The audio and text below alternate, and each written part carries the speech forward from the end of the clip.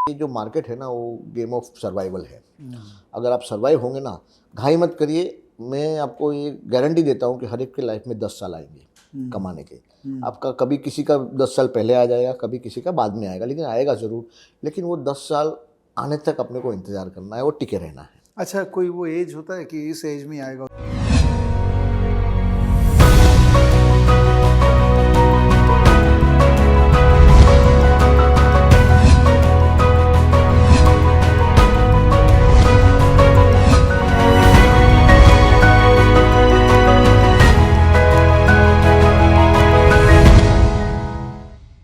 दोस्तों, तेजी के बाजार में तो सबको ही कमाते हैं। आई थिंक शेयर बाजार तेजी के बाजार में सबको कमाई देता है। लेकिन जब बाजार खराब होता है, चाहे वो खड़ा है चाहे मंदी में है, उस समय जो कमाए वही एक्चुअली में विजेता बनता है। आज के फेस टू फेस के अंदर में मैं आपको एक सीक्रेट बताने वाला हूँ, एक हैक देने वाला हूँ कि चाहे बाजार किसी भी डायरेक्शन में हो, आपको कैसे डटे रहना है और बाजार से पैसा कमाना है। दोस्तों, मेरा नाम है विवेक बजाज और मैं हूँ मार्केट में कई सालों से, और ये फेस टू फेस का शायद वीडियो नंबर 202 है। और मैं लगा हूँ आप सबको शेयर बाज़ार में सही तरीके से पार्टिसिपेट करने का एक जर्नी देने में। दोस्तों, एक कॉन्सेप्ट है जो मार्केट में काफ़ी साल से लगे हुए हैं ना, उनको पता है। वो है रूल बेस्ड मार्केट पार्टिसिपेशन। बहुत ही सिंपल कॉन्सेप्ट है कि जैसे मैगी रूल बेस है ना, जो मेरे दोस्त विवेक ने मुझे कहा था कि जैसे 2 मिनट की मैगी है, काटो, उबालो, मसाला डालो, खाओ। ये रूल बन गया, एक सिस्टम बन गया। जैसे हम घर से ऑफिस की तरफ चलते हैं तो एक रूल बन गया है ना कि ऐसे करना है और वैसे करना है और पहुंच जाना है। तो शेयर बाजार में जिसने रूल को फॉलो किया, एक प्रोसेस बनाया, एक फोर्स प्रोसेस को अपने शेयर बाजार के पार्टिसिपेशन के अंदर में डाला, वो लंबे अवधि तक चला है। और ये इंडिया में नहीं, ग्लोबली बहुत बड़े बड़े एग्जाम्पल्स है जिन्होंने रूल बेस्ड काम किया और बड़ा पैसा कमाया। आज मेरे साथ जो फेस टू फेस में जुड़े हैं, एक नहीं है, 2 लोग हैं। और दोनों दोस्त नहीं है, दोनों मित्र नहीं है, दोनों हैं फादर एंड सन। आज बहुत ज़बरदस्त फेस टू फेस होने वाला है, क्योंकि हम लोग लिटरली एक सीनियर पर्सन जो मार्केट में सालों साल से हैं, उनसे सीखेंगे कि उन्होंने कैसे मार्केट में अपने आप को ट्रांजिट किया जैसे मार्केट ने ट्रांजिट किया। और एक यंग लैड है 21 साल के, जिनसे हम सीखेंगे कि कैसे एक यंगस्टर को आने वाले समय में अपना शेयर बाजार से वेल्थ क्रिएटिंग जर्नी को संपूर्ण करना है। तो ये फेस टू फेस एक्चुअली में है वर्जन नंबर 2, क्योंकि जिनके साथ मैं रिकॉर्ड कर रहा हूँ, जो फादर है जिनके साथ रिकॉर्ड कर रहा हूँ, उनके साथ मैंने ठीक 2 साल पहले अप्रैल 2021 में फेस टू फेस रिलीज़ किया था। उस समय ऑनलाइन था और अभी मौका मिल गया ऑफलाइन उनके साथ करने का। सो चलिए सबसे पहले वेलकम करते हैं हमारे मित्र, हमारे गेस्ट मिस्टर राकेश पुजारा जी को। Thank you Hello. Sir. Hello कैसे? I am very fine, thanks for having me. And जैसे आपने बताया, अप्रैल 21 में तो कोरोना काल था, तो फेस टू फेस अपना फिजिकल नहीं हो पाया। तो I am really delighted that I have an opportunity to do it physically here in Kolkata, and I am really happy. Good, I am also actually very excited to have you. और जैसा कि मैंने कहा कि राकेश जी का एक्सपीरियंस बहुत rich है, और मैंने देखा इनकी जर्नी को from discretionary to transition to rule base. तो आज हम लोग इनसे कंटिन्यू करेंगे जहां हमने ख़त्म किया था। थोड़ा बहुत रिवीजन भी करेंगे, बिल्कुल, जो हमने लास्ट टाइम डिस्कशन की थी, बहुत छोटा रिवीजन होगा। मैं चाहता हूं आप पहला वीडियो भी देखिए इनका बिकॉज ये दोनों वीडियो कंबाइन करके इतना ज़बरदस्त आपको डीप नॉलेज मिलेगा systematic rule based trading / investing के बारे में। ये बहुत ही बड़ा ज़बरदस्त कंटेंट होने वाला है, तो ध्यान दीजिएगा। और हम कंटिन्यू करेंगे जहाँ से हमने एंड किया था। But before I ask you to start talking, let us talk to the young lad. Welcome, Chaitanya. Hello, how are you? Good, sir. All good. How are you doing? Very nice. Good to have you. Thank you, sir. Welcome to the Face to Face family. Thank you very much. It's truly an honor to be part of this well-renowned face-to-face series. In fact, when I started my journey, I started learning trading concepts through your Learn to Trade series, followed by face-to-face videos. I'm also an avid reader of the Elan Market blogs, so it feels really humbling to be part of this face-to-face series, and thank you so much for having me. Thank you for coming all the way from Mumbai, and becoming part of this conversation. देख रहे दोस्तों, आज क्या ज़बरदस्त होने वाला है। एक तरफ राकेश जी से हम लोग निकलवाने वाले हैं एक्सपीरियंस, विजडम, नॉलेज हिंदी में बिल्कुल हिंदी में, क्योंकि ये तो हिंदी में बोल ही 100% लेंगे। बोलेंगे हिंदी में। हम लोग सब देसी है। और ये जो मिलेनियल्स है, जेन ज़ी, इनसे हिंदी निकलवाना थोड़ा मुश्किल होता है, तो आप इंग्लिश में बोल लीजिएगा। चलिए For sure. तो चलिए चालू करते हैं। तो आज का जो टॉपिक है, it is more a continuity of where we left, yes, कि सिस्टमैटिक इन्वेस्टिंग स्लैश ट्रेडिंग कैसे करना है और क्यों करना ही है, क्यों करना? Specially in this market scenario. अभी जो बिल्कुल बहुत तकलीफ हो रही है ना लोगों को बिल्कुल, पैसा बिल्कुल। बनाने में। आज 1.5 साल से आप देखें तो मार्केट उधर का उधर ही घूम रहा है, 5-7-10% ऊपर गया, 5-7-10% नीचे आ रहा है। हाँ और ऐसे मार्केट में न आप जो मर्जी कर लो, हाँ पैसा नहीं बन रहा है। हाँ तो ऐसे में एक ऐसा आपके पास हथियार होना जरूरी है कि जो आपको ऑल वेदर रिटर्न दे पाए। हाँ सो एक सिंपल मैं डेफिनेशन ऑल वेदर का ये रखता हूँ कि भाई मार्केट बुलिश हो, बेरिश हो, साइडवेज हो, हाँ हर साल पैसा बनना चाहिए, विथ लिमिटेड रिस्क बनना चाहिए और कंसिस्टेंटली बनना चाहिए, एंड रिस्क ऑफ रूइन नहीं होना चाहिए। तो हर कुछ भी करेंगे, मैं बोलूँ कि नहीं बोलूँ, पोजीशन हेज करके ही काम करना है। हाँ तो बेसिकली आप टिके रहोगे तो पैसा बनेगा, ये मार्केट का रूल है। बाज़ार में टिके रहना बहुत ज़रूरी है और इसके लिए रिस्क डिफाइंड चीज़ें करना ज़रूरी है। और ऑल वेदर चीज़ें कैसे कैसे की जा सकती है, आज हम जो करते हैं और हम हमारे क्लाइंट को जो एडवाइस करके हैं, पूरा process including some exciting strategies which is addition to the previous video. तो आप पहला वीडियो सबसे पहला देखिएगा, बाद में ये वीडियो देखिएगा। कंबाइन करके हम पूरा तरीका बताएंगे कि एज अ लेमन ऑल्सो आप कैसे हर साल पैसा बना सकते हैं। सही है। तो इसका मतलब आज स्ट्रैटेजीज भी और आए हैं। बिल्कुल। पिछली बार आपने एक स्ट्रैटेजी बताई थी, हाँ। तो उस पर बहुत अच्छा फीडबैक था। आज भी लोग बोलते हैं कि उस स्ट्रैटेजी से पैसा बन गया। बिल्कुल, बिल्कुल। तो आपने उसी स्ट्रैटेजी को इम्प्रोवाइज किया? जी हाँ, वो स्ट्रैटेजी में तो इम्प्रोवाइज किया ही किया है, उसके अलावा मैंने 4 स्ट्रैटेजी ऐड किया है। ओह क्या मतलब आप बात है। सेम कैपिटल को रोटेट करके कैसे रिटर्न एनहांस कर सकते हैं, कैसे रिस्क एडजस्ट कर सकते हैं, पूरा कंसेप्ट समझाया है। हाँ। एज कन्वर्सेशन गोज अहेड, हाँ पूरा आपको मैं प्रोसेस समझाऊंगा and will spend a good amount of time educating people के how to make all weather returns in this kind of market. मस्त मस्त। तो चलिए आगे बढ़ते हैं। तो सबसे पहले आपके बारे में और जानते हैं। और तो क्या, लास्ट वीडियो में तो बोल ही दिया है, 25 साल का जर्नी है। तो अप्रैल 21 में जो हम कर रहे थे उससे काफ़ी बेहतर चीज़ें कर रहे हैं, काफ़ी इम्प्रूवमेंट किए। तो ये फेस टू फेस इसलिए बनता है क्योंकि हम अपने दर्शकों को भी एजुकेट कर ले कि हमने क्या इम्प्रूवमेंट किए, क्योंकि life is only constant change in life is change. तो we also keep on evolving and we want our viewers also to keep evolving. तो हमारा नैतिक दायित्व है कि हम उनको अपडेट करते रहे, and that is why this face to face. And we have added some few long only models also, तो जिसके बारे में हम बाद में आराम से बात करेंगे। जी। तो एक है कि आप एक सेबी रजिस्टर्ड इन्वेस्टमेंट एडवाइजर भी हैं। जी हाँ। और आप कितने साल से हैं? मैं सेबी रजिस्टर्ड इन्वेस्टमेंट एडवाइस मोटा मोटी 5 साल से हूँ। ओके। और उसके पहले तो 20 साल किसी प्रॉप डेस्क में हम आई वॉज द CEO। अच्छा। तो प्रॉप डेस्क का जो मतलब एक प्रॉप डेस्क में जो हो सकता है ना, सब मैंने किया है। राइट अच्छा। From arbitrage to open speculation to rule based trading, सब किया है। और वही चीज़ हम RIA के थ्रू हमारे जो क्लाइंट्स हमारे साथ जुड़ते हैं उनको ये कराने का कोशिश करते हैं। हमारा पूरा ऑनेस्ट अटेम्प्ट रहता है, बाकी तो मार्केट कंडीशंस पे सब डिपेंड। सही है। तो घाट घाट के पानी पिए। बिल्कुल बिल्कुल absolutely। चलिए। सो मैं चालू करूँगा एक छोटे से स्टेटमेंट से, लेकिन वो छोटा स्टेटमेंट बहुत ही बड़ा मायने रखता है।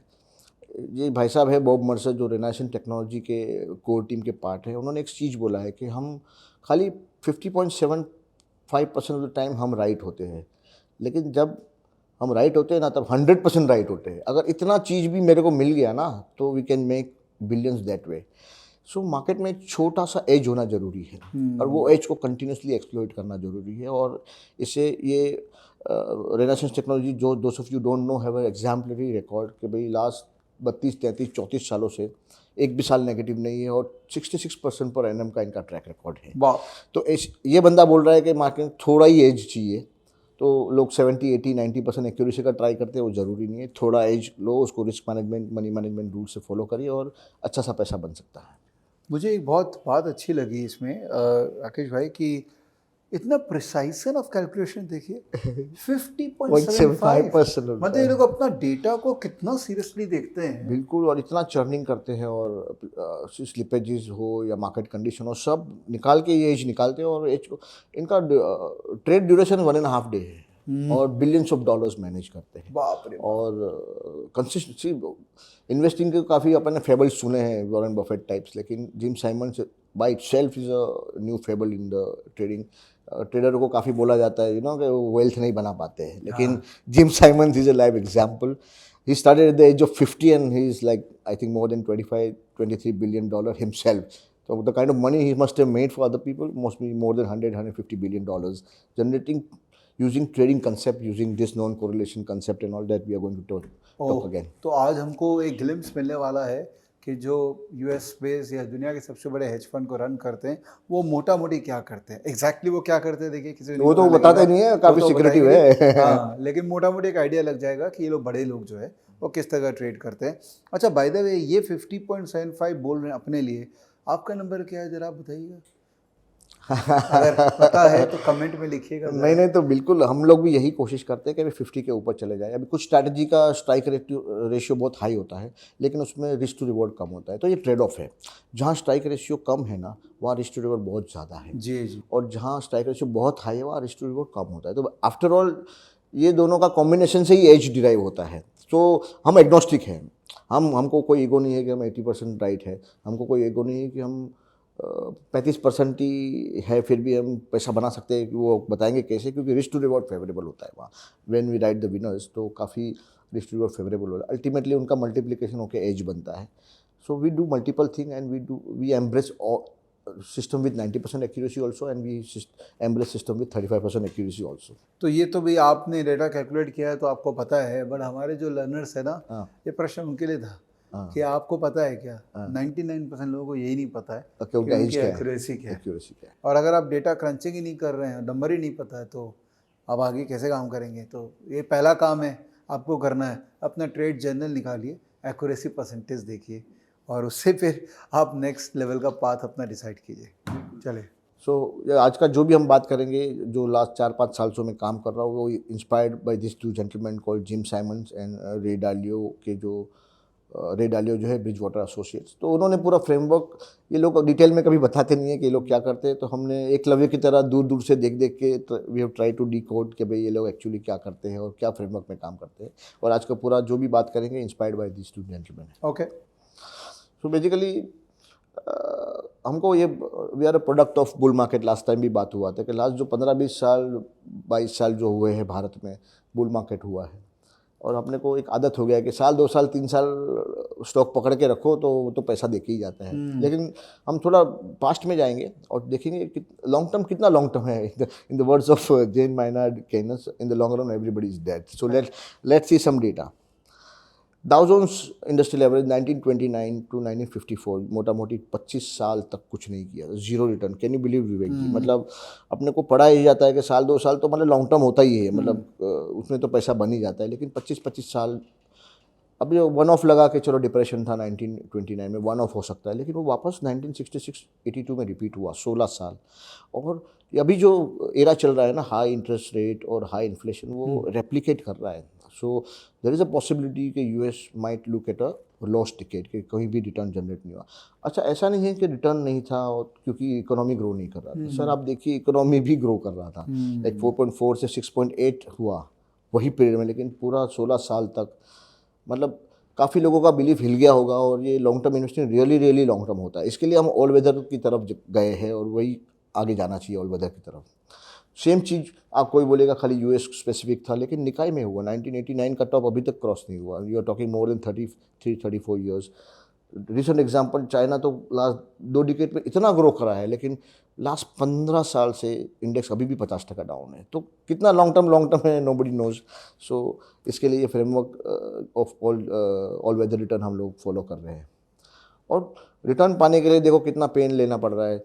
ये डाउ जोन्स जैसा हैवी वेट इंडेक्स है जो रेगुलरली लास्ट 100 ईयर्स में रेगुलरली 45-50% ड्रॉ डाउन करता है। 1929 में बेसिकली वो 90% मतलब ड्रॉ डाउन कर गया, ऊपर से नीचे गिर गया। अगर आप गलती से वो टाइम पे इन्वेस्ट कर ले तो 30-30 साल तक रिटर्न नहीं आया। और 100 रुपया अगर 100 से 90 होता है तो 90 से 100 में जाने के लिए 11% बढ़ना पड़ता है। ये स्टैटिस्टिक्स भी है। तो 100 से अगर 10 हो गया तो उसको तो मुझे लगता है 1200-1500% बढ़ना पड़ता है just to get back to.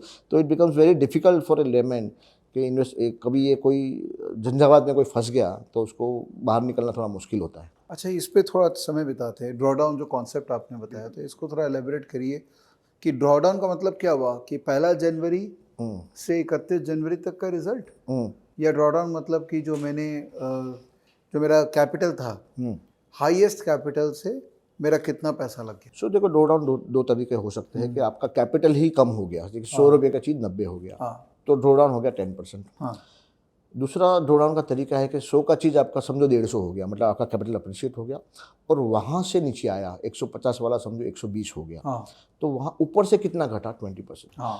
और ये दोनों को हम ड्रॉ डाउन ही बोलते हैं, हाँ। और इनका मैक्सिमम लेते हैं। अच्छा तो मैक्स, हमें जब मैक्स जीडी की बात करते हैं तो पीक टू ट्रफ की बात करते हैं। अच्छा तो जब भी आपका पीक हुआ बाद में कितना घटा उसको हम ड्रॉ डाउन मानते हैं, और वही हम उस रिस्क, हमेशा जो रिस्क की बात करेंगे वो ड्रॉ डाउन की ही बात करेंगे। हाँ। पीक टू ट्रफ परसेंटेज में बात करेंगे आगे जाके, जो भी ये ड्रॉ डाउन होता है। ओके सही है। अच्छा एक और बात थी कि जैसे मैंने कैलकुलेशन किया था कि म्यूचुअल फंड इन्वेस्टर जो म्यूचुअल फंड में इन्वेस्ट करते हैं, एक टेंडेंसी होता है कि जब तेजी का बाजार होता है तो मैक्सिमम लोग आते हैं, बिल्कुल। और मंदी का बाजार के अंदर में कई लोग एसआईपी बंद कर देते हैं या निकल जाते हैं। तो रिटर्न जो दिखता है ना म्यूचुअल फंड में, जैसे निफ्टी का अगर आप रिटर्न देखोगे 5 साल का CAGR, वो तकरीबन 13.5% है। मैंने आगे दिखाया है स्लाइड में क्या क्या रिटर्न है, उसका बात करेंगे। लेकिन वो कैप्चर नहीं मैक्सिमम होता लोग आए ना वो ऊपर में आए ऊपर थे। में आया है, ऊपर में। और नीचे में कई लोग निकले भी हैं। तो मेरा कैलकुलेशन ये बोलता है, and I may be wrong, but मेरा मैथ्स जो मैंने किया था कि एक्चुअली एक रिटेल इन्वेस्टर का रिटर्न आया है 6% CAGR, क्योंकि मैक्सिमम लोग ऊपर में आए, नीचे में बहुत कम लोग आते हैं, निकल जाते हैं। थोड़ा SIP होने के कारण ये रिटर्न अब बेटर हुआ, बट जो वन टाइम इन्वेस्टमेंट करते हैं ना, उनका रिटर्न बहुत ही खराब है। बहुत ही खराब। लेकिन जो क्वांट बेस्ड काम जो होता है उसमें ये प्रॉब्लम को कैसे सॉल्व किया जाता है? तो क्वांट बेस्ड काम में ये प्रॉब्लम को ऐसे सॉल्व किया जाता है कि आपका पूरा जो फ्रेमवर्क है वो रूल बेस्ड हो जाता है। कभी इन्वेस्ट करना, कितना इन्वेस्ट करना, कौन से स्टॉक में इन्वेस्ट करना, और कब तक होल्ड करना, कभी प्रॉफिट बुकिंग करना, और कभी कैश में चले जाना, हमारा लिक्विड बीच में चले जाना। तो ये सब रूल बेस्ड होने के कारण देखो हमारा कुछ मॉडल्स है जो 37% ऑफ टाइम कैश में रहता है, तो यहाँ से आउट परफॉर्मेंस आता है। अगर इसको आप रूल बेस कर लो ना, तो ये सब आपका जो माथापच्ची है ना, जो दिन भर का माथापच्ची, ट्रैक करो, प्रेडिक्शन करो, ये करो, वो सब चला जाएगा। वो अपन आगे जैसे फ्रेमवर्क डिस्कस करेंगे बताएंगे। Interesting, very interesting. चले आगे बढ़ते। तो ये डायरेक्ट इन्वेस्टिंग का जो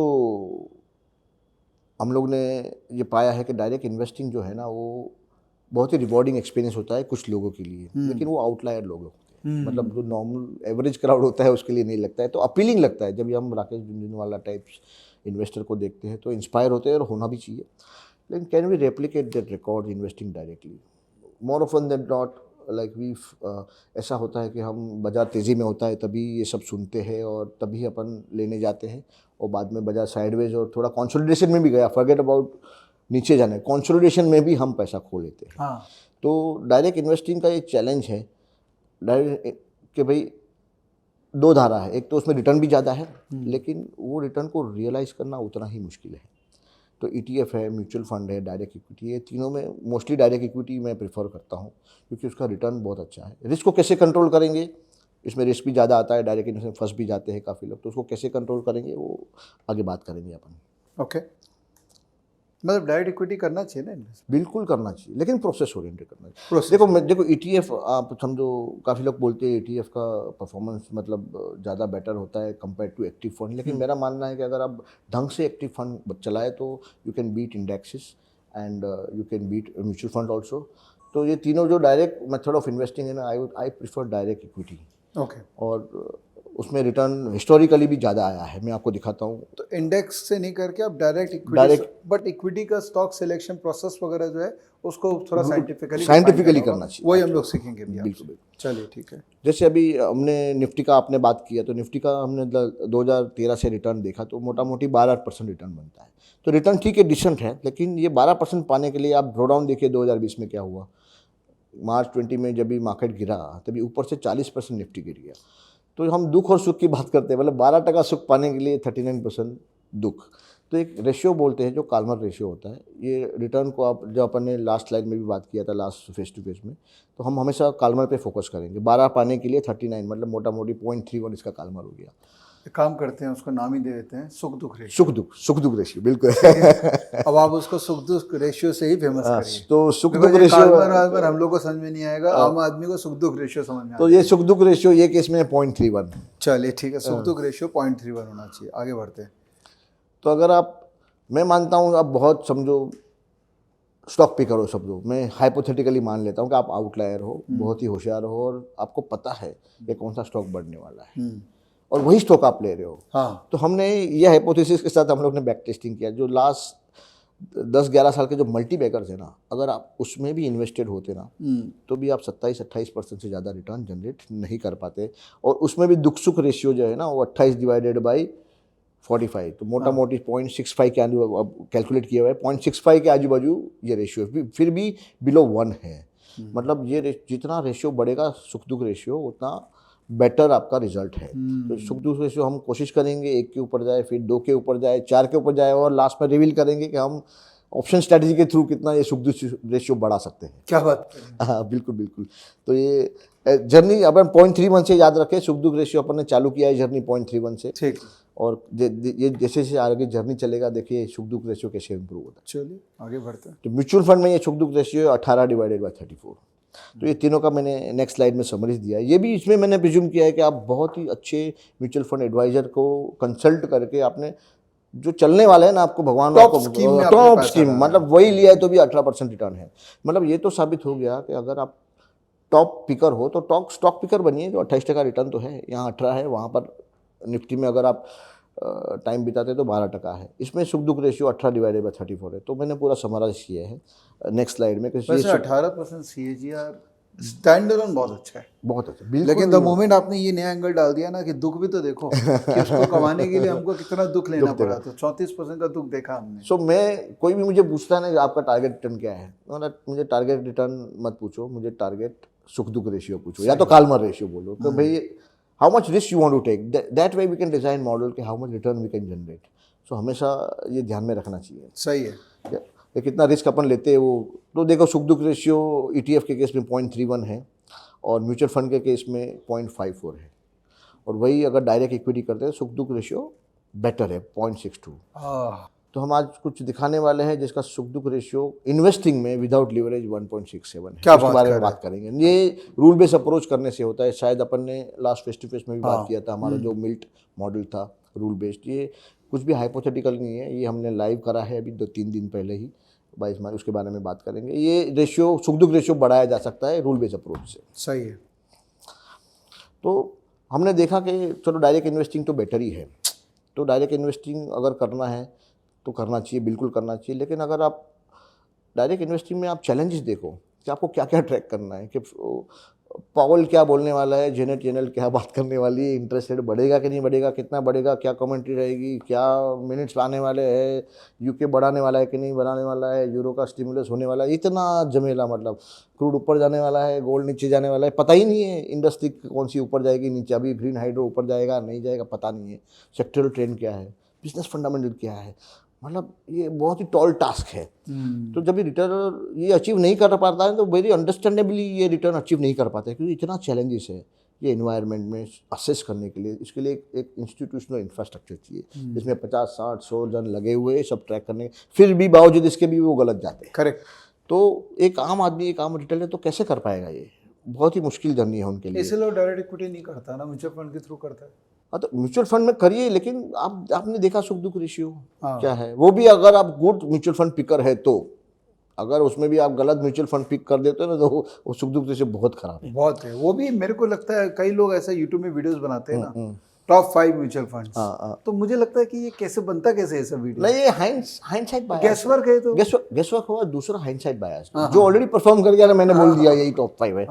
लेकिन performance is generally followed by under performance. और हम लोग फिर अंडर परफॉर्मेंस से अंडर परफॉर्मेंस घूमते रहते हैं और हमारा रिटर्न जो दिखता है पेपर पे वो आता नहीं है। और हम एक गलत बिलीफ हो जाता है कि ये सब हुआ है, ये सब गलत है, ऐसा कुछ होता नहीं है। सब लोग अपने को मिसगाइड करते हैं एंड काफ़ी लोग मुंह मोड़ लेते हैं इक्विटी इन्वेस्टमेंट में, क्योंकि गलत प्रोसेस फॉलो हो रहा है।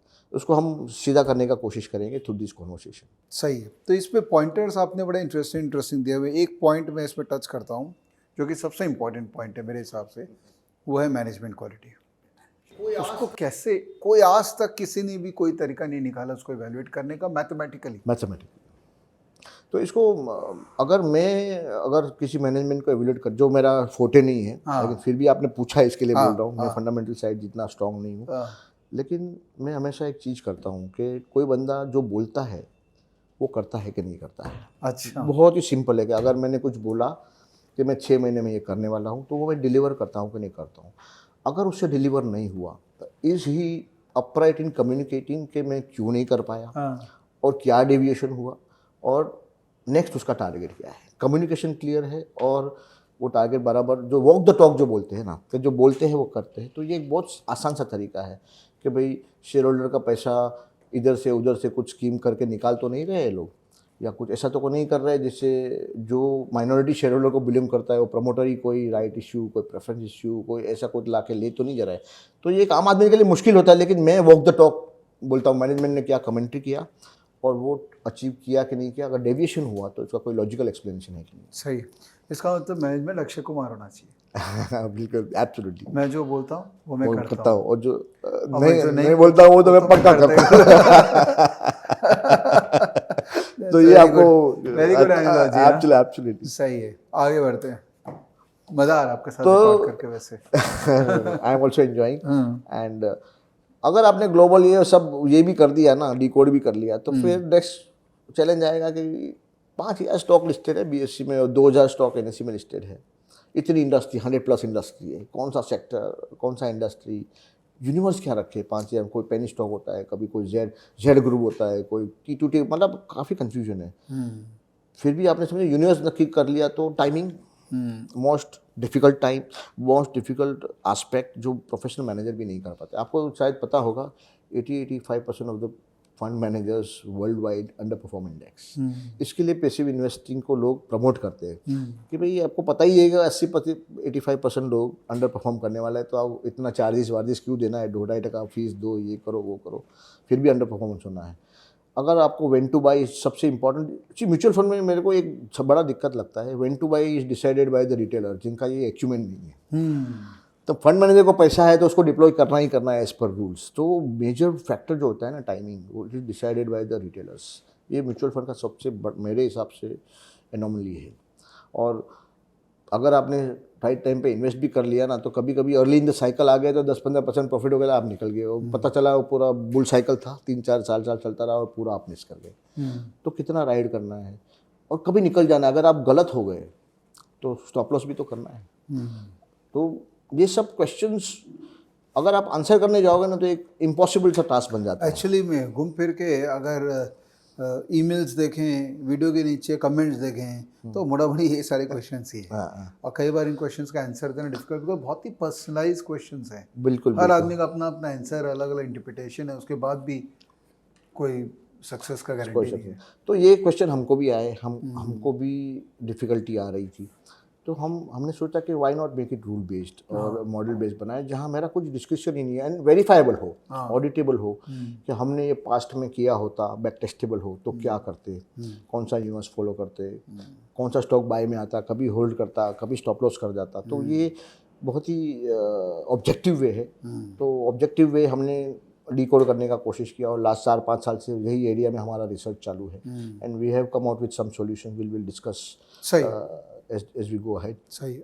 अच्छा, ये तो चैलेंजेस हमारे जैसे थोड़े ओल्ड स्कूल लोगों के लिए इतना सब्जेक्टिविटी में हम लोग डील नहीं कर पाते, ऑलरेडी लाइफ में टू कॉम्प्लेक्सिटी है। Yes yes. बट ये 21 साल के जो लोग हैं, इनके तो चैलेंजेस सब होने नहीं चाहिए, क्योंकि ये लोग हर डिसीजन को बहुत ऑब्जेक्टिफाई कर लेते हैं। देखते हैं, उनसे ही बात करते हैं। आपको भी ये सब चैलेंजेस है क्या जब आप इन्वेस्टमेंट कर रहे हैं? Definitely, sir. Anybody who's from a young professional, who's just started his young professional journey, like the fraternity that I'm a part of, it has a lot of young professionals who have just started earning. So वो लोग के पास बहुत disposable income होता है उनके पास, and thankfully there is a lot of awareness created around equity investing. Thank you to people like you who are spreading awareness. So they know for a fact that they need to have equity exposure, and they need to use their disposable income in the equity asset class. But again, they have this information overdose. They have analysis paralysis कि कहाँ करे, कैसे करे. So 3 basic mediums we discussed: index ETFs or mutual fund approach or direct stock investing, which we have evaluated and basically we have arrived at a conclusion कि इसमें risk adjusted return में people थोड़ा मार खा सकते हैं. So we thought, okay, let's look at direct stock investing because it is perceived to be the most rewarding in all the 3, but it's also the most challenging. So let's target that, क्योंकि as an entrepreneur you look for problem statements in your environments. Like for example, Stockage is solving the problem statement of information asymmetry amongst retail people. True. So they're providing such data points that is generally not available to the retail. So as an entrepreneur, if you look around, I've found many people in my own fraternity who have disposable income. They want equity exposure. They want to invest directly in stocks, but they don't know how. Because as discussed earlier, we have to track global factors, be it unemployment, GDP, or interest rates. Even after you do that, industry trends, you look at headwinds, tailwinds, sector rotation, cyclicalities. Even after finalizing them, you look at the company के business unit economics, the fundamentals. You look at the long-term longevity, sustainable moat. We have heard all that. You need all this to analyze a business properly. Yeah. Post that, you look at management quality, as rightly discussed, that it is not quantifiable. It involves a lot of subjectivity, a lot of discretion. जो normal इंसान के लिए it's not really feasible to learn everything. So I'm not saying it cannot be done. In fact, people who do it, they have my utmost respect because it's a very challenging task. Now let's just assume that you have done all this. You still have to form a valuation framework, which by in itself is a big topic. Valuation कर लिया, then you can finally say कि okay, I have decided that I want to buy this stock. उसके बाद भी अंदर और discretion है that how much to buy, कितना परसेंटेज allocate करूँ, what if the trade goes against me, कब तक रुकूँ, when to cut your losses, and if it goes up, what to do, कब बेचूँ. So there is a lot of subjectivity and discretion involved, which again leads to information overdose and analysis paralysis basically. Correct. So what to do? ये तो problem statement हो इतना गया. सारा बीमारी है. हाँ, it's a problem statement. इसका अगर solution if क्या है? that is clear, then we know okay how to objectively solve it. बराबर. Now since we are systematic guys, we try to objectify it. कि भाई how to deal with this problem. Okay, first things, we are very focused on price because we believe price discounts everything. How Bhagwan Cha has it is said commonly. कि all these factors that we discussed, it is somehow affecting the price only. Sir, आप fundamental investor है, whether you invest on the basis of macros or you are a systematic guy, sir, ultimately पैसा तो तभी बनेगा when price will move. पैसा तो price के movement से ही बनेगा. So why not track only one indicator? Why not focus only on price? That is the base of that is the base philosophy on which we operate. कि भाई price को track करो. Whatever analysis needs to be done, it should be on price because it discounts all the factors that we know and all the factors that we don't know. So after doing all this also, there are chances that you might miss out on something, but वो price में तो reflect हो ही जाएगा. So this is the core philosophy. Second is we ride our winners and you cut your losses. Plus the diversification is such that आपका portfolio automatically becomes sector agnostic. It will catch outperformers in the relative sector. It will catch outperforming stocks. It will catch momentum. It will catch trend. So it will not be कि automobile sector कैसा लग रहा है. If it's good, वो automatically पकड़ लेगा because it is tracking price and no other factor. बराबर. तो बेसिकली मोमेंटम बेस्ड मॉडल हो गया. Correct. जो चल रहा है उसके अंदर में लग जाओ और जो चलना बंद कर दिया चुपचाप उसमें से निकल जाओ. Fair enough. So but this is investing. Is this investing? क्योंकि ये तो ट्रेडिंग के क्लोजेस्ट हो गया ना.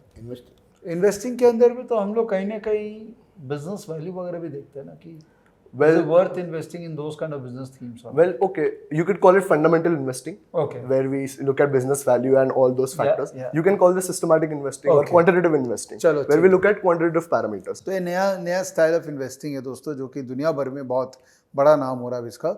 वो है कि भैया डेटा ही बताएगा क्या करना है, मेरे को सब्जेक्टिविटी में नहीं जाना. Right. So this process solves all these problems. जो भी question marks थे earlier, उसके answers मिल रहे हैं. कितना allocate करना है, कब लेना है. You can sleep at peace because you know कि a process is being followed, which is tracking the most important element as per us, which is price. तो वो track कर रहा है. तो आई थिंक ये तो मोटा मोटी हम सब का प्रॉब्लम है. वो अब सिरा कहानी घर की. तो इसमें एज का कोई इशू नहीं है. 50 का भी वही प्रॉब्लम है, 20 का भी वही प्रॉब्लम है, 40 का भी वही प्रॉब्लम है. सबका मोटा मोटी सेम प्रॉब्लम है और सोल्यूशन उसका एक ही है, वो जो आप बताने वाले हैं. बिल्कुल बताइए. बिल्कुल. अभी मैं बताऊंगा कि भाई ऑल वेदर रिटर्न कैसे कमाए जाएंगे. ये फ्रेमवर्क क्या है, फ्रेमवर्क की ज़्यादा बात करेंगे. फिर वो फ्रेमवर्क को हमने कैसे इम्प्लीमेंट किया है और आपको कुछ ऐसी रेडीमेड चीज़ दे देंगे आपके माध्यम से, फेस टू फेस के माध्यम से, जो आप एक्चुअली कल जाके यूज़ कर सकते हो, और विदाउट आवर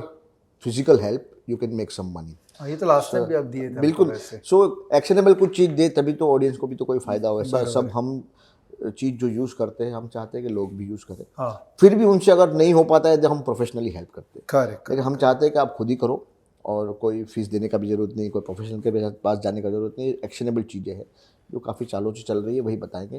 तो बेसिकली रिटर्न देखो कहाँ से जनरेट होता है। अगर ऑल वेदर रिटर्न मतलब हर साल रिटर्न जनरेट करता है, तो मैंने 4 पिलर आइडेंटिफाई किए हैं। उसमें जो रिटर्न का पिलर है ना, एक ही है, वो है लिवरेज।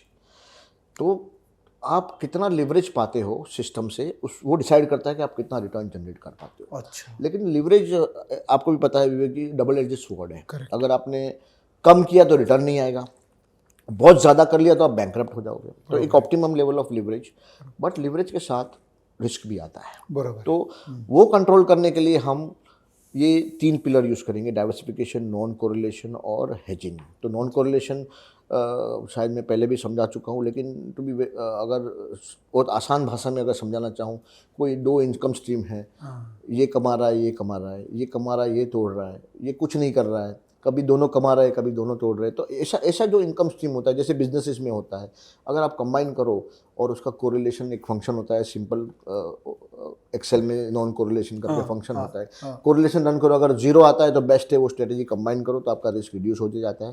तो एक नॉन कोरिलेशन से रिस्क, दूसरा डाइवर्सिफिकेशन से होता है कि आप जैसे जैसे मोर असेट क्लास, मोर इंस्ट्रूमेंट, मोर स्ट्रेटजीज ऐड करते हैं, उससे रिस्क रिड्यूस होता है।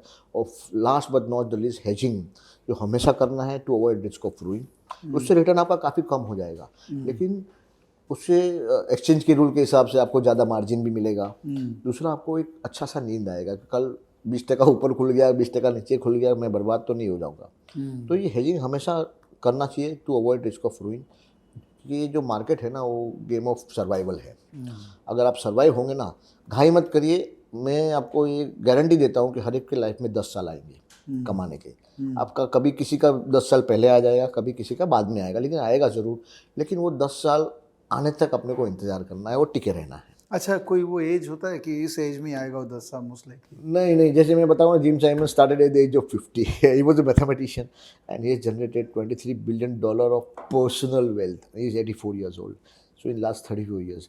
तो कभी कोई born with a silver spoon होता है, कभी कोई 21 साल में अच्छा सा कोई टेक्नोलॉजी ब्रेकआउट मिल गया, उसको ब्रेकआउट ऐप मिल गया, उसने बेच दिया, तो 21 साल की उम्र में मिलियनर। मैंने सुना है कोई 3-4 साल का कोई बच्चा है, 5-6 साल का, जो टॉयज को रिव्यू बनाता है। हाँ, वो तो बड़ा हो गया। हाँ, मतलब ऐसा 5-6 साल में भी हो सकता है। और कई लोग होते हैं जो 50-50 साल तक मेहनत करते हैं, वो बाद में एट द एज ऑफ 50-60 उनका वेल्थ जनरेशन होता है। तो ये 16-17 साल के बच्चे अगर मार्केट में आ रहे हैं बिल्कुल, और सिस्टमैटिक ट्रेडिंग सीख के बिल्कुल अपने आप को यहाँ तैयार करना चाह रहे हैं, तो आपके हिसाब से कोई खराबी नहीं? कोई मॉरल हजार्ड है ही नहीं। देखो, क्योंकि देखो, India is in a journey of wealth creation. आपका जनरेशन या उसके पहले मेरा जनरेशन है, तो काफ़ी स्कैर्सिटी था, डिस्पोजेबल इनकम नहीं था, दोनों मतलब घर का खर्चा निकालना मुश्किल होता था। अभी लेकिन वो एरा नहीं है। अभी जैसे काफ़ी लोग के पास अपना घर होने लगा है, काफ़ी लोग ऑलरेडी जो बेसिक नीड्स है जिनकी सेटिस्फाई हो गई, तो एक अच्छा सा मिडिल क्लास और हायर मिडिल क्लास तैयार हो रहा है, जिनके पास अच्छा सा डिस्पोजेबल इनकम है, जो that needs to be invested systematically. अगर आप ढंग से इन्वेस्ट कर लेते हो तो मुझे लगता है कि आपका रिटायरमेंट एज 5-10 साल जल्दी हो सकता है। अब फुल टाइम काम कर रहे हो या जॉब कर रहे हो, तो 5 खाली थोड़ा इसमें समय देना ज़रूरी है। और स्टार्टिंग में पैसा कम लगाए और टाइम ज़्यादा लगाए समझने में, तो आपका जर्नी काफ़ी शॉर्टन हो सकता है वेल्थ क्रिएशन का।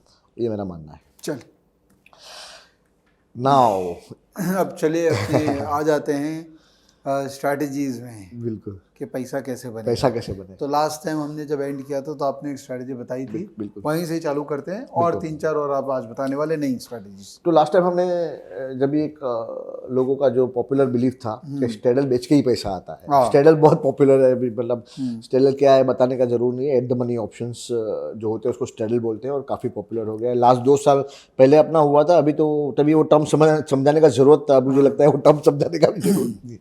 तो हमने लास्ट टाइम दिया था कि 24 डेज बिफोर द एक्सपायरी अगर करो और leave it to the expiry, क्या उसका प्रोबेबिलिटी है। तो ये बात थोड़ा उसको मॉडिफाई करके बिगिनिंग ऑफ द एक्सपायरी, क्योंकि कोई एक्सपायरी 26 दिन का होता है, कोई 28 दिन का होता है, कभी कोई 30 दिन का होता है। तो keep it homogeneous. We tested the hypothesis कि बिगिनिंग ऑफ द एक्सपायरी, जैसे आज गुरुवार हुआ और आज एक्सपायरी खत्म हो रहा है, जैसे ये बार एक्सपायरी खत्म हो रहा है शायद 29 को, ओके, तो आप 29 को आप अगले महीने का, अप्रैल एक्सपायरी का, at the money call put Nifty और बैंक निफ्टी का लेंगे एंड आप छोड़ देंगे, पूरा महीना कुछ नहीं करेंगे। बहुत सिंपल। ये करते हैं तो अपना कितना कैपिटल रिक्वायरमेंट है, कितना ड्रॉ डाउन है और क्या रिटर्न है और क्या दुख सुख रेशियो है, मैंने एनालाइज किया है। यस। तो basically flip of a coin system है, 50-50%। इसको करने के लिए 9 लाख रुपया चाहिए, क्योंकि 5.5 लाख रुपये तो ड्रॉ डाउन ही है उसका, प्लस प्रीमियम खरीदो, थोड़ा ड्रॉ डाउन के लिए एक्स्ट्रा पैसा लगो, तो उसका रिटर्न 12% है। मतलब देखो 12% जो अपन ने पहले देखा वो निफ्टी का रिटर्न है। मतलब इतना आसान चीज़ करने से आप निफ्टी का रिटर्न तो मैच कर लिए फर्स्ट। ये भी बात बताइए, कैपिटल रिक्वायरमेंट इतना कैसे बढ़ गया? वो आप जो प्रीमियम इन्वेस्ट करते हैं वही तो है, खाली इसमें मार्जिन तो चाहिए नहीं प्रीमियम, लेकिन ऐसा तो नहीं है ना हर मंथ प्रॉफिटेबल है। आप देखो कितने लाल है, तो उसमें ऐसे पैसा भी जाएगा ना, उसमें नुकसान होएगा ना आपको। तो आप बेसिकली क्या कर रहे हैं कि कोई ऐसा 3-4 महीना जब आप प्रीमियम दे रहे हैं, हाँ, तो बैक टू बैक आपको नुकसान हो रहा है, तो आपके पास पैसा तो चाहिए। तो मैक्सिमम 5.5 लाख रुपया लगा हुआ हाँ, है। मतलब 2013 से हमने चेक किया, 2013 से तो 5.5 लाख रुपया तो आपको रिप्लेनिश करने के लिए चाहिए। अच्छा, और फिर भी आपको 12% रिटर्न आ रहा है। इसके लिए 9 लाख रखा हुआ है। बेसिकली प्रीमियम आता है थोड़ा 1-2 लाख रुपए का प्रीमियम खरीदना, लेकिन वो प्रीमियम 2 बार 3 बार रिप्लेनिश करना पड़ता है। इसके लिए कैपिटल ज़्यादा चाहिए। मैं आपको अभी एक रिटर्न का तो मुझे मोटा मोटी मैंने इंडेक्स को मैच कर लिया, लेकिन ड्रॉडाउन तो दुख रेशियो बहुत ज़्यादा है इसका 60। प्लस हमने ये देखा कि भाई ऑप्शन सेलिंग से ही पैसा आया ज़रूरी नहीं है, तो वो हमने देखा कि बाइंग से भी आ सकता है। अच्छा। रेशियो कैसे इंप्रूव करें, जैसे मैंने देखा कि अप्रैल मई जून दिसंबर जो लास्ट में भी बोला था कि इसमें ऑप्शन बाइंग फेवरेबल नहीं है, क्योंकि 8-9 महीना देखो, अप्रैल में 9 महीना नेगेटिव जा रहा है। तो ऐसे महीने में हम क्यों करें, हम शांति से बैठे। तो अप्रैल मई जून दिसंबर हम लोग ने निकाल दिया। काफ़ी लोगों ने मुझे क्वेश्चन भी किए थे कि इसको बेच देगा। मतलब नहीं, दूसरा ये बोला कि ये तो आपने कब फिट कर लिया, जो नहीं चल रहा था वो महीने आपने किया है। मैं तो देखो अभी तो 2 साल का फॉरवर्ड टेस्टिंग हो गया सर। पहले बैक टेस्टिंग था कि आपने डेटा को टॉर्चर कर दिया और मनवा लिया जो मान लेते, लेकिन अभी तो 2 साल का देखते हैं 2 साल का क्या रिजल्ट आया। चलिए ठीक है, लेकिन ये दिसंबर भी तो वैसे दिसंबर में भी है, अप्रैल मई जून दिसंबर 4 महीने, जून दिसंबर 4 महीना आपने ट्रेड नहीं किया। बिल्कुल नहीं करना है। तो देखो फिर क्या रिजल्ट आता है। जो 12% था वो 31% हो गया। मतलब आप मोटा मोटी डायरेक्ट इन्वेस्टिंग को मैच कर लिया सर इसमें, और ड्रॉडाउन भी डायरेक्ट इन्वेस्टिंग से नीचे ही है। सिंपल चीज़ है, किया जा सकता है, कोई भी कर सकता है। दुख सुख रेशियो भी आपने डायरेक्ट इन्वेस्टिंग जो है उसको मैच कर लिया 0.76। इसका देखिए विनिंग देखिए 72% ऑफ टाइम यूर विनिंग, जो 50-50 था। तो एक सिंपल फिल्टर ऐड किया, सिस्टम ऐसे बनते हैं, फिल्टर ऐड करके पहले एक बेसिक हाइपोथेसिस बेस चेक करो, उसमें कुछ फिल्टर ऐड करो, ऐसे धीरे धीरे सिस्टम बनते हैं। तो ये इम्प्रूवमेंट नंबर 1 तो हमने previous face to face series तो भाई हमने और क्या इम्प्रूव किया। तो हमने ये देखा कि अभी ऑप्शन सेलर भी बोलेंगे कि भाई हमारे लिए भी तो कुछ दो।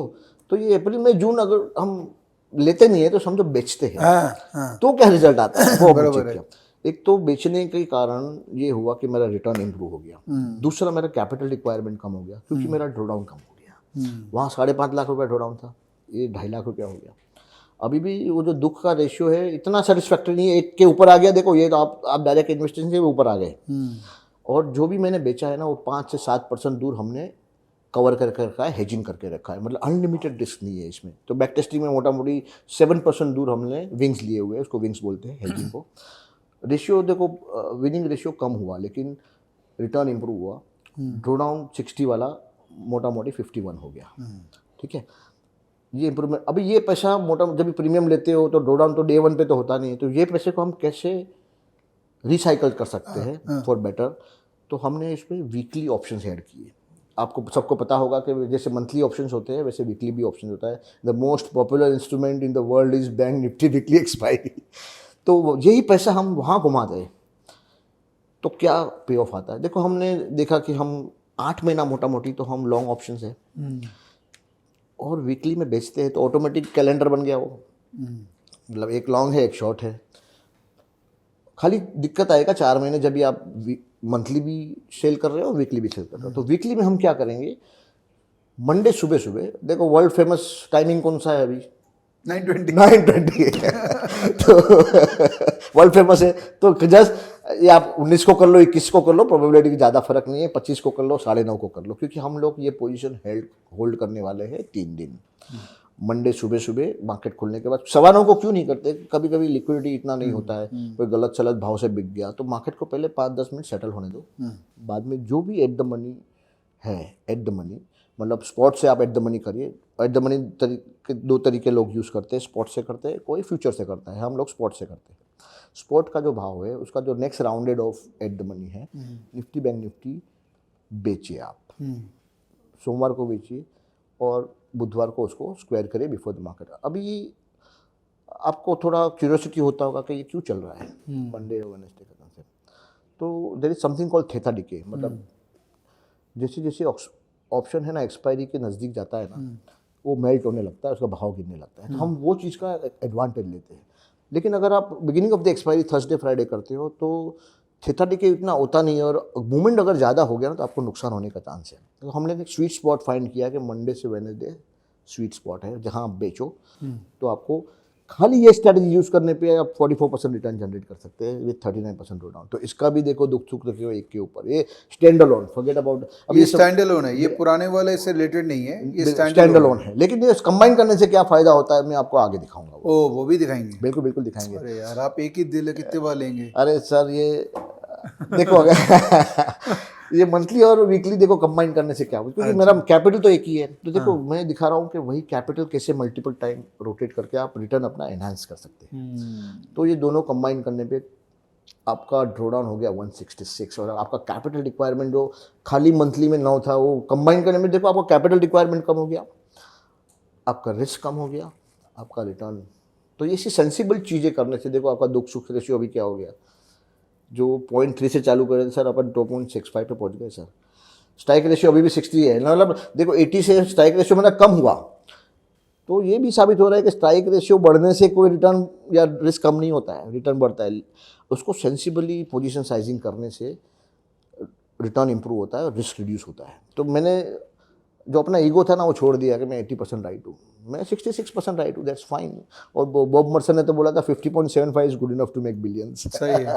अच्छा मुझे बताइए, ये जो बोथ स्ट्रैटेजी में जो अपने मंथली वाले ले रहे हैं उसमें वो अप्रैल मई जून और दिसंबर में सेल है क्या? सेल है, हाँ, जब उसमें सेल करना है। लेकिन देखो सेल ओपन नहीं करना है, मैं बार बार बोलता हूँ। विंग्स ले लेंगे, विंग्स लेना है तो विंग्स मतलब सेल मतलब ऐसे करके ऐसे। अच्छा ऐसे है, मतलब यहाँ बेचा तो ऊपर का कॉल ले लो और नीचे का पुट ले लो। कितना पॉइंट दूर? में 7%, 7% दूर आप ले लो। हमारा बैक टेस्टिंग 7 है। अगर आपको रिस्क और रिड्यूस करना है आप 3 और 5 भी ले सकते हैं। रिटर्न थोड़ा कम होगा लेकिन आपको शांति होगा, ड्रॉडाउन भी कम होगा। तो ये बहुत इंडिविजुअलिस्टिक है कि विंग्स कितना दूर रहना। ठीक है। अभी आप बोलेंगे कि भाई ये तो मैं फ्री हो गया बुधवार को और जो मोस्ट बिजी डे है जहाँ पूरी दुनिया लगी पड़ी है, सब लोग थर्सडे को मतलब जहाँ से कोई भी है ना वो वापस आ जाता है अपनी डेस्क पे और एक्सपायरी ट्रेडिंग करने के लिए। हाँ, लोग अभी क्या करने लग गए, ऑफिस से छुट्टियां लेने लग गए। हाँ, एक्सपायरी क्या हम ऑफिस नहीं आएंगे? अचानक से हर थर्सडे लोग बीमार। तो मेरा भी ऑफिस में ये हुआ 2-3 बार हुआ और एक्सपायरी के दिन ही हुआ। मतलब ये बंदा एक्सपायरी के दिन ही क्यों बीमार पड़ता है भाई। देन वी फाउंड आउट काफी लोग एक्सपायरी ट्रेडिंग करते हैं। बुधवार को मेरा देखो बिजी रहना है ना, इसके लिए एक्सपायरी ट्रेडिंग नहीं करना है। मेरे पास फ्री कैपिटल है। अच्छा, क्योंकि मेरा बुधवार को तो कैपिटल फ्री हो गया ना, मैंने मंडे वेडनेसडे किया। बुधवार कैसे हुआ? क्योंकि मैंने सोमवार को बेचा था वीकली। अच्छा, आपने बुधवार को सौदा काट लिया? मैंने। अच्छा, एक्सपायरी वाले दिन ट्रेड ही नहीं करना? अच्छा, मैं क्यों वो सौदे को गुरुवार तक नहीं लेके गया? क्योंकि गुरुवार को गामा इफेक्ट जो मूवमेंट होता है ना वो ज़्यादा होता है। तो आपको थीटा डिके मिलता है गुरुवार को, लेकिन गामा आपका पैसा लेके जा सकता है। इसके लिए हम लोग गुरुवार तक वो नहीं गए। तो एक्सपायरी एक स्पेशलाइज्ड जॉब है एक्सपायरी ट्रेडिंग करना। उसको वो कैसे हमने सिंप्लीफाई किया है, और 3 स्ट्रैटेजी दूंगा मैं, सेम कैपिटल यूज़ करेंगे वहाँ पर। ठीक है, चलिए। Strategy number 1, at the money call put बेचिए 0.10% of Nifty and bank Nifty, 0.10% of spot. जैसे 40,000 बैंक निफ्टी है तो 40 रुपये का प्रीमियम देखिए, वो जो स्ट्राइक पे अवेलेबल है वो स्ट्राइक बेच दीजिए। अच्छा, ठीक है। तो ये एट द मनी नहीं, ये स्ट्रैंगल हो गया। ठीक है। और उसको 2 लॉट कीजिए, क्योंकि मेरे पास कैपिटल है। एक लॉट क्यों करूँ, तो मेरा रिटर्न बढ़ेगा। 2 लॉट करूँगा, 2 lot Nifty, 2 lot bank Nifty. उसका डिफाइन स्टॉप लॉस है, और सिस्टम में स्टॉप लॉस रखिए, मन में मत रखिए, सिस्टम में रखिए। जो भी प्रीमियम बेचा है उसका इंडिविजुअल लैग जो है कॉल और पुट का, उसका 30% ऊपर निफ्टी का स्टॉप लॉस और 100% ऊपर बैंक निफ्टी का स्टॉप लॉस। ये सिस्टम में स्टॉप लॉस हो गया, स्टॉप लॉस हो गया, मैंने नुकसान ले लिया, कोई वो नहीं। ऐसा कभी हुआ स्टॉप लॉस हिट ही नहीं हुआ, मार्केट उल्टा हो गया? ऐसा होता है, स्टॉप लॉस हिट नहीं हुआ, लेकिन ऐसा भी होता है कि single legged stop loss hit होता है, कभी कभी दोनों होता है स्टॉप लॉस, तो वो दिन आपका नुकसान का हो गया वो। तो आपको नुकसान नफ़ा दोनों को एम्ब्रेस करना है नेट, लेकिन ये over longer period of time करेंगे ना तो आप पैसा बनाएंगे। Okay, strategy number 1, let's go to strategy number 2। Strategy number 1 के लिए 4 लाख रुपये चाहिए मोटा मोटी, और ये स्टैंड अलोन खाली दूसरा कुछ नहीं करके ये स्ट्रेटजी भी करें ना सर, 13% रिटर्न है जो निफ्टी से बेटर है। और इसमें समझो आप एफडी कर ले, ये कर ले, तो 6% वो भी मिलता है मार्जिन का, 18-20% ऐसे ही जनरेट हो सकता है। सिंपल चीज़ें, आसान चीज़ें पैसा बना सकती है सर।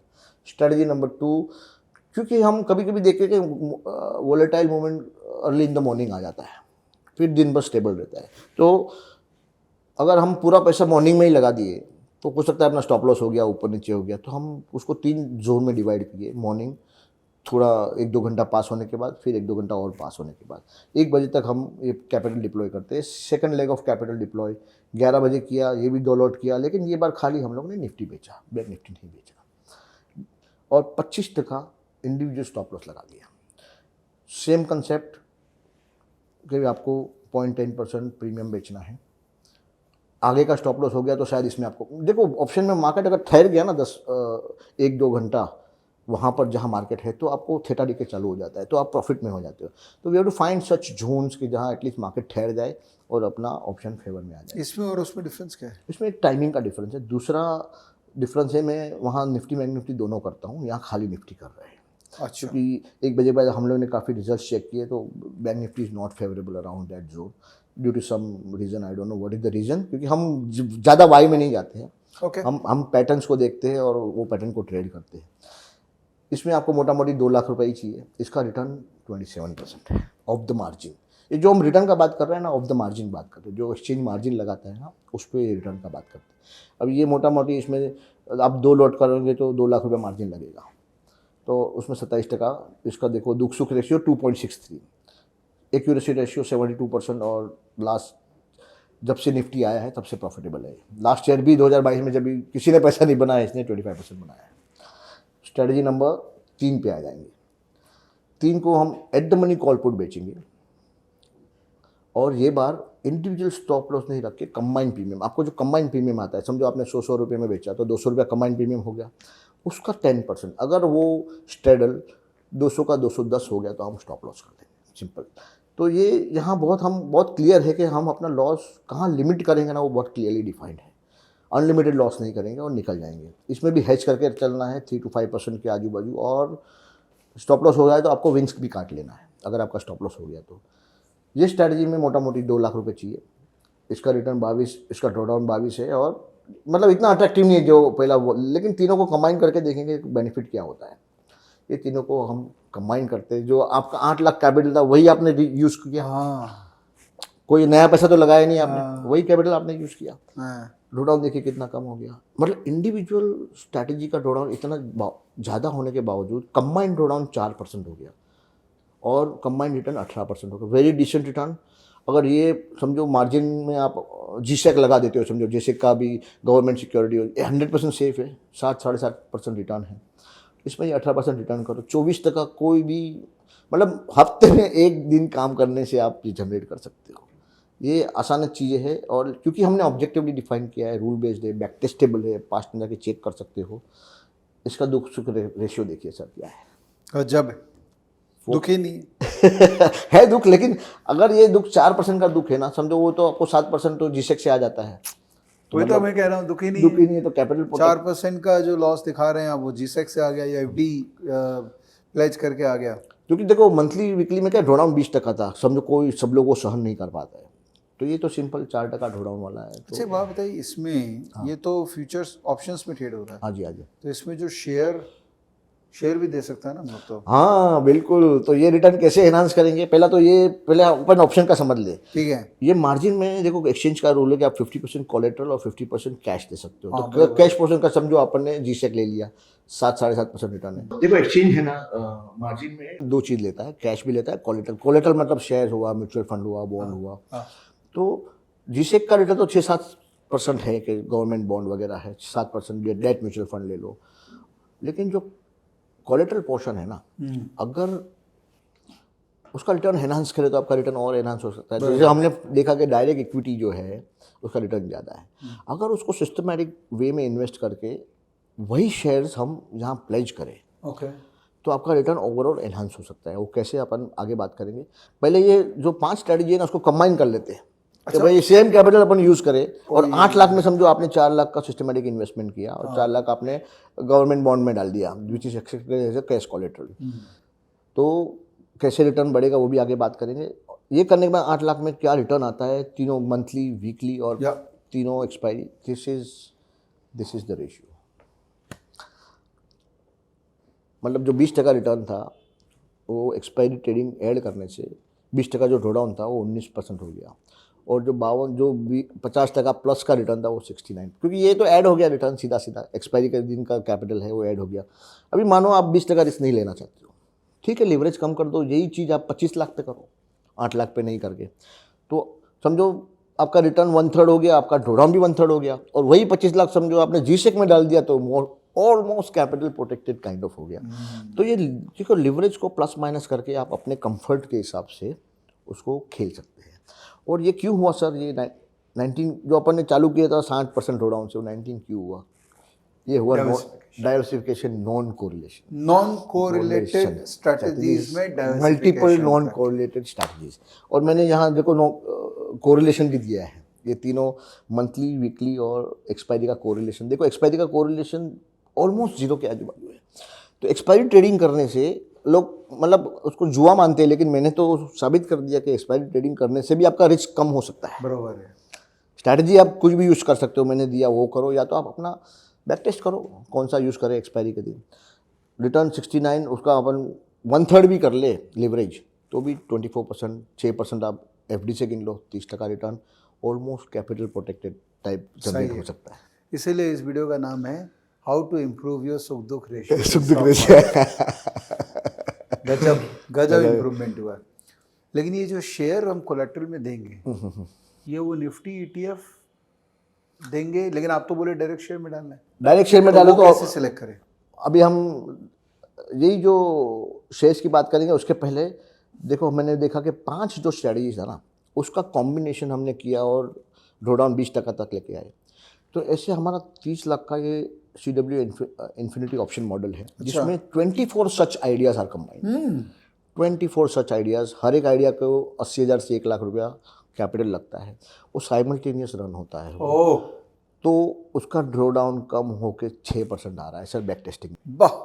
और रिटर्न मोटा मोटी मेंटेन है। तो हम एक बॉलपार्क करते हैं कि ड्रॉडाउन को हम क्विक एंड डर्टी वे में, क्या पास्ट में हुआ उससे ड्रॉडाउन बढ़ सकता है, ऐसा नहीं कि बढ़ेगा ही बढ़ेगा, ऐसा मान के चलो बढ़ेगा तो इतना 6% देख के हम खुश नहीं होते, हम उसको डबल कर देते हैं, चलो 12% भी हो गया, और रिटर्न को कर देते आधा, 40% कर देते, तो भी आपका दुख सुख रेशियो 3.5 के ऊपर जाएगा, 3-3.5, तो which is very decent ratio to follow. And but ये इतना स्ट्रेटजी को लाइव चलाएगा कैसे कोई? तो आपको मैन्युअली पॉसिबल नहीं है, इसके लिए आपको ऑटोमेशन करना पड़ेगा। अल्गो ट्रेडिंग का देखो, आपको रियलिटी एक्सेप्ट करना पड़ेगा। Algo is a new reality, automation is a new reality, technology is a new reality, और अभी तो बाजार बढ़ने का भी बात है, तो कितनी टाइम आप स्क्रीन के सामने बैठे रहोगे? आपको ऑटोमेट कहीं ना कहीं तो करना पड़ेगा, और मार्केट में प्रोफेशनल्स अवेलेबल है तो आप उनका हेल्प ले सकते हैं और ऑटोमेट भी कर सकते हैं। काफ़ी कुछ ओपन सोर्स में इसका डेटा भी अवेलेबल है, कौन करता है कैसे करता है, काफ़ी प्लेटफॉर्म भी अवेलेबल है, तो लोगों को एक्सप्लोर करना चाहिए। अब क्या होगा कि फेस टू फेस लाइव होने के बाद में जब आप एयरपोर्ट से उतरेंगे तो भगदड़ मच जाएगी, लोग बोलेंगे मेरा एल्गो चला दो, मेरा एल्गो चला दो, without understanding of the risk associated with algo systems. Absolutely. तो टेक्नोलॉजी का काफ़ी रिस्क भी है, कभी डाउन हो गया, कभी आपका स्टॉप लॉस फिल नहीं हुआ, तो वो सब मतलब मॉनिटरिंग जरूरी है। ऐसा नहीं है कि आप ऑटो मोड पे डाल दिए। मैंने एक जेंटलमैन को मैंने विजिट किया था जो HFT करते हैं। That gentleman was managing 85 screen all alone, and he was the promoter not the employee, and he was managing through a mobile. This is the power of technology. जो 85 screen पे अब 20 आदमी या 30 आदमी या 50 आदमी लगते हैं, वही एक मोबाइल से वो कंट्रोल कर रहे थे, एंड उनका ट्रैक रिकॉर्ड ये था कि वो 365 दिन प्रॉफिटेबल थे। क्या मतलब एल्गो का एक एडवांटेज ये है कि वीकेंड में भी आपको पैसा दे देता है। तो इसमें जो शेयर लगते हैं ना वो आप कैसे, जैसे नॉन कोरिलेशन मैंने दिखाया कि ये जो ड्रॉडाउन रिड्यूस हुआ ना, ये 24 स्ट्रैटेजीज हम जो यूज़ करते हैं ना उसका कोरिलेशन मैट्रिक्स है। वाह, और आप देखते काफ़ी देखो 0.01 0.03 काफ़ी नॉन आप कोरिलेटेड क्या चीज़ कोरिलेशन देख रहे हैं रिटर्न का? रिटर्न्स का। तो मतलब जो डेली रिटर्न स्ट्रीम होता है ना उसको आप कोरिलेशन फंक्शन से रन करोगे तो आपको दिखा देगा कितना कोरिलेटेड है। तो हमारा क्राइटेरिया है कि मोटा मोटी -0.3 से +0.3 के बीच में की चीज़ ज़्यादा लेते हैं, बराबर तो हमारा रिस्क कंटिन्यूसली रिड्यूस होते जाता है और रिटर्न डाइल्यूट नहीं होता है। बराबर। सुख बढ़ते रहेगा, दुख घटते रहेगा। ये हम लोगों ने ये 12 महीना कुछ इसमें से 15-20 चीज़ जो हम लाइव चलाते थे फरवरी 22 से, तो उसका ये ट्रैक रिकॉर्ड है। 34% 15 महीने में आए। मोटा मोटी स्ट्राइक रेशियो देखो 70-75% के आजू बाजू स्ट्राइक रेशियो है इस चीज़ का। और विनिंग वीक, लूजिंग वीक सारे एनालिसिस है। ऐसा नहीं है कि हम खाली बात करते हैं, ये हम लाइव भी चलाते हैं। एक छोटा सा डिस्क्लेमर है कि मैंने नहीं वेरीफाई नहीं, किया, एब्सोल्युटली बट हाँ आप इतने मेच्योर हैं कि पब्लिकली आप अगर डेटा दे रहे हैं नहीं कोई तो आप नहीं, हमारे definitely हमारे प्रोडेक्स के क्लाइंट है उसका रिकॉर्ड। हाँ वही तो मेरे लिए बहुत डिफिकल्ट है ये वेरीफाई करना। एब्सोल्युटली तो वो आपको एब्सोल्युटली एक्चुअली पूरा एक्सरसाइज लर्निंग एक्सरसाइज है, तो ऐसा नहीं बोल रहे हैं कि आप इनको पैसा दे दीजिएगा। नहीं एब्सोल्युटली नहीं। कॉन्सेप्ट इतना प्यारा इन्होंने समझा दिया कि डाइवर्सिफिकेशन ऑफ एसेट क्लास हमने सुना था, आज हमने देखा कि डाइवर्सिफिकेशन ऑफ स्ट्रैटेजी से कैसे दुख सुख रेशियो को बेटर किया जा बिल्कुल सकता है। बिल्कुल बहुत अच्छा, बहुत अच्छा। तो अभी जो उसमें जो शेयर लगने वाले हैं ना, हाँ हाँ वो आप सिस्टमैटिकली इन्वेस्ट करके वो शेयर प्लेस कर सकते हैं। तो हमने ये प्रॉब्लम जो स्टेटमेंट जो चैतन्य ने भी आगे बताया कि भाई काफ़ी लोगों का स्टेटमेंट है किधर पैसा लगा है, कितना लगा है, कभी तक होल्ड करे, उसको हमने सॉल्यूशन प्रोवाइड करने का कोशिश किया है bye launching our own small cases, अच्छा जो rule based objective system based investment solution है लोगों के लिए। और ये 6 मॉडल हम लॉन्च किए हैं और मोटा मोटी 30 मार्च को हम पब्लिक के लिए खोलने वाले हैं। हाँ और उसका ये बैक टेस्टेड रिकॉर्ड्स है। अच्छा। लाइव परफॉर्मेंस रिकॉर्ड तो जो बनेगा वो बनेगा। हाँ। तो कुछ भी लाइव जाने के पहले हम पहले उसको बैक टेस्ट करते हैं कि भाई ये हम पास्ट में करते हैं। इसमें NSE के ही लिस्टेड स्टॉक हम यूनिवर्स में लेते हैं, किसी में 1500 स्टॉक है, किसी में 500, किसी में 100, किसी में 250। और उसमें जो भी कंसेप्ट यूज़ किए ना प्राइस एक्शन बेस्ड है कि भाई प्राइस मूव होता है तभी सबको पैसा बनता है, तो हम प्राइस को ही पकड़ के रखें। तो प्राइस से डिराइव होने वाले काफ़ी चीज़ जैसे ट्रेंड हुआ, मोमेंटम हुआ, रिलेटिव ट्रेंड हुआ, ये सब चीज़ प्राइस से डिराइव होती है। तो उसमें से जो भी चीज़ हमको यूजेबल लगा वो हमने यूज़ किया। और हमने ट्राई ये किया कि मार्केट से कोई भी अगर मल्टी बैगर निकलता है ना तो अपना सिस्टम पकड़ना चाहिए उसको। बराबर है। तो ये हम मोटा मोटी देखें तो अगर लार्ज कैप में देखें तो रिटर्न देखिए बैक टेस्टेड 18% है, लेकिन रिस्क भी कम है। अगर आप ऑल कैप में जाए तो देखो रुक चुक रेशियो 1.5 है और back tested average annual return 40 है और 26% का ड्रॉ डाउन है। तो ये देखो ये ड्रॉ डाउन कम क्यों हो रहा है, रिटर्न पे मैं फोकस ही नहीं करता। ड्रॉ डाउन कम हो रहा है डायरेक्ट इन्वेस्टेशन में क्योंकि हम टाइम पे निकल जाते हैं, स्टॉप लॉस कर जाते हैं। तो जो कैश में रहने के कारण जो फ़ायदा होता है ना, बेयर मार्केट में अगर आप कैश में चले जाते हो तो आपका ड्रॉ डाउन कम हो जाता है। तो ये चाहूँगा कि लोग इसे यूज़ करें कोई ना कोई कंसेप्ट को, और सब्सक्राइब भी करें जब भी पब्लिक डोमेन में अवेलेबल हो। हाँ ये तो ऐसा है कि क्योंकि आप भी रिलेटिव स्ट्रेंथ फॉलो करते हैं, मैं तो बहुत बड़ा फैन हूँ रिलेटिव स्ट्रेंथ मॉडल तो का। मैं आपको डिस्क्लेमर देना चाहता हूँ, Chaitanya probably will give the disclaimer one of the models that he has made out of relative. Right. So relative strength, I first got introduced to it in the Learn to Trade series, अरे nice. and Stockage पे भी मैंने देखा how it is used to filter out stocks from a huge universe. या So basically, trend, momentum, relative strength is the crux of many of the strategies we're using. Correct. But every universe के लिए अलग strategy बना है. For example, large cap पे अलग चीज चलती है, mid cap, small caps पे अलग चीज चलती है. So it has been curated and intuitively it should make sense rather than the data also. Right. Any strategy it has to make intuitive sense whether it is right to use these concepts in these kind of stocks. Right. So right. that is जो approach था, it has been defined in such a way that we are avoiding any type of curve fitting, but also it should make intuitive sense. Right right. So और कोई बंदा है जिसको तू credit देना चाहेगा चैतन्य? तो विवेक बजाज को दे ही दिया है। I'm sorry.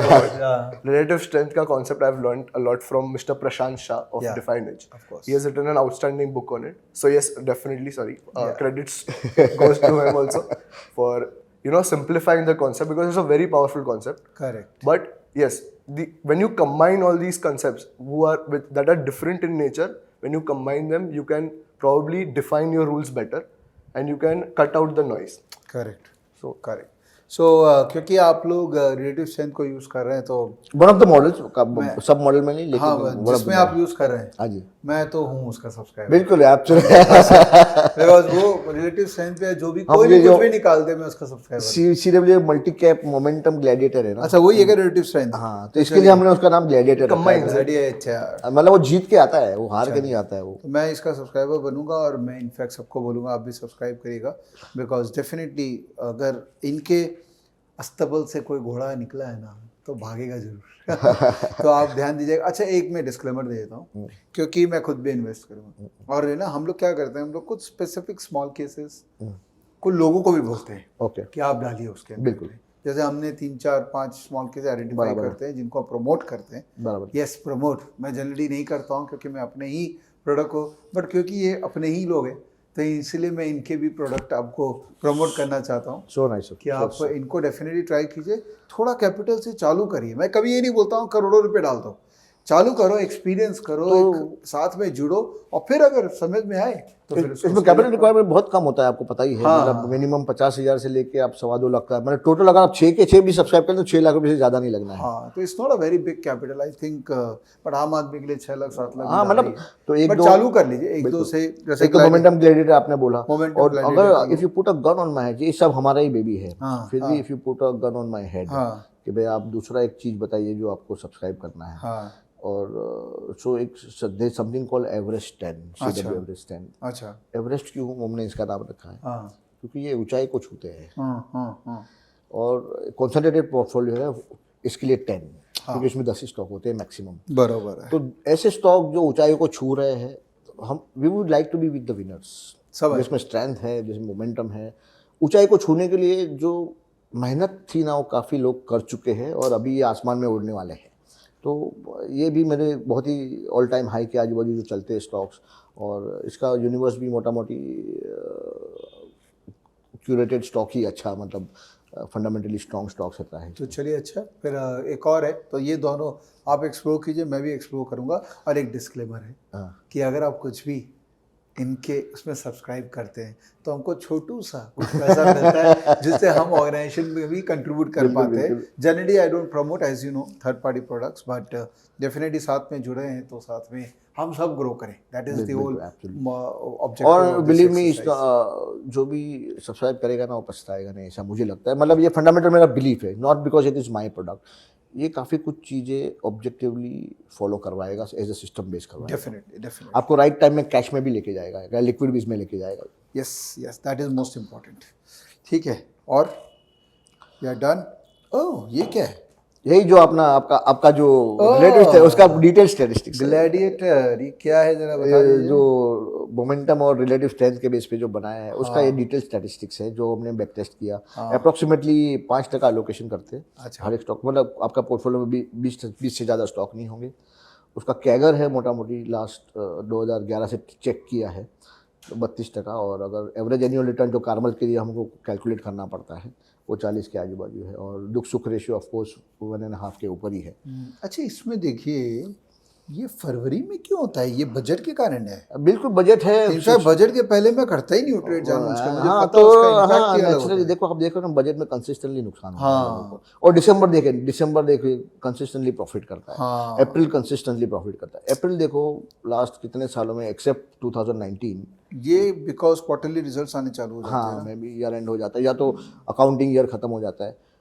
देखो 6 को 6 कंबाइन करने का देखो फ़ायदा, देखो कितना स्टेबल आपका पे ऑफ हो जाता है। ये हमने क्या किया, इक्वल एलोकेशन दे दिया 6 को। तो see the stability of performance. Like 2022 जैसे डिफिकल्ट साल में भी ये 11-12% जनरेट कर पाता अगर किसी ने 1 जनवरी से चालू किया होता।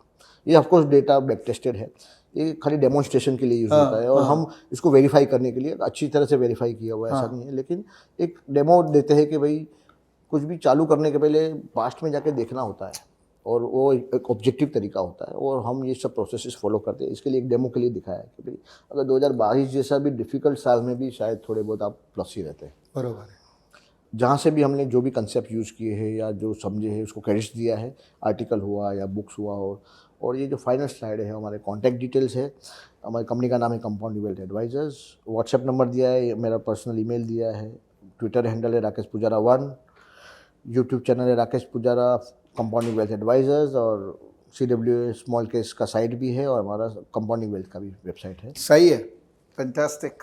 तो जब भी आप रीच आउट करना चाहिए करने आपको 100% कुछ ना कुछ हम रिस्पांस देंगे। बरोबर है। और ऑब्वियसली हम इनके लिंक्स इनके इस सब के लिंक्स आपको नीचे में दे देंगे ताकि आप सब्सक्राइब करना चाहें तो कर सकते हैं। Thank you so much. Good, मज़ा आया। अच्छा एक बात बताइए, ये चैतन्य नाम किसने रखा है? चैतन्य एक्चुअली हम है ना कृष्ण भक्त है पूरा फैमिली। तो चैतन्य महाप्रभु जो थे तो बस वही इंस्पिरेशन था कि भाई ऐसा ही कुछ नाम रखे which can actually remind us constantly of Krishna. So who better than Chaitanya Mahaprabhu. Absolutely. इसके लिए चैतन्य बहुत अच्छा बात है। एटलीस्ट हम लोगों को मतलब एक कृष्णा कॉन्शियसनेस और एक doing the good things in the right manner. Right sir, absolutely. तो आप हैं तो इसीलिए ये चीज़ की श्योरिटी है कि आपके नाम के अराउंड में कुछ गलत तो नहीं होने वाला है। Right sir. चलिए, थैंक यू राकेश भाई। थैंक यू बहुत मज़ा आया। अरे मुझे भी इतना ही मज़ा आया और कोलकाता सर बहुत ही बढ़िया लगा मुझे। और फिजिकली मिलना नहीं हुआ था फेस टू फेस के टाइम, तो ये भी आपका ऑफिस भी देख लिया, कैडेंट टावर। मुझे क्या लग रहा है कि मैं ना अब सारा ऑनलाइन फेस टू फेस जो किया हुआ है ना मैंने, मैं सबसे ज़्यादा ऑफलाइन एक और करने वाला करना ही चाहिए बिकॉज ये जो एनर्जी, वो जो रियल कॉन्सेप्ट का डिस्कशन क्लैरिटी होती है ना, ये जूम में मजा नहीं आता है। लेकिन वो तो अपना मजबूरी था, कोरोना काल था। ठीक है, ये पहला वीडियो तक ठीक है, बट अब मैं कोशिश करूंगा जितने भी लोगों के साथ में फेस टू फेस किया है उनको इनवाइट किया जाए कि चलो एक ऑफलाइन और मार लेते हैं। बिल्कुल, because there is so much to absolutely, learn. Absolutely. Thank you Chaitanya, thank you so much. Best of luck. Thank you so और मच। मचाते रहो। यस। है ना? चलिए दोस्तों, thank you. I hope you like this video और मज़ा आ रहा होगा आपको। मुझे बहुत मज़ा आया, सच्ची में बहुत मज़ा आया। ये जो दुख सुख रेशियो आज सीखा ना हमने और उसको कैसे कम करना है, उसको कैसे बेटर करना है, ये पूरा कॉन्सेप्ट सीख लिया, डाइवर्सिफिकेशन सीख लिया। आई थिंक इससे अच्छा वीडियो नहीं मिलेगा। और एक काम करोगे, शेयर कर लो यार ये, बिकॉज ये सब नई वीडियो शेयर करोगे तो क्या शेयर कर रहे हो, गाना बजाना ये सभी शेयर करते रहेंगे क्या? हमारे ELM के face to face serious learner हो तो सीरियस चीज़ें शेयर करो, क्योंकि ये बोरिंग है बट पैसा इन्हीं से ही बनता है। थैंक यू ये वीडियो देखने के लिए। Bye bye, take care.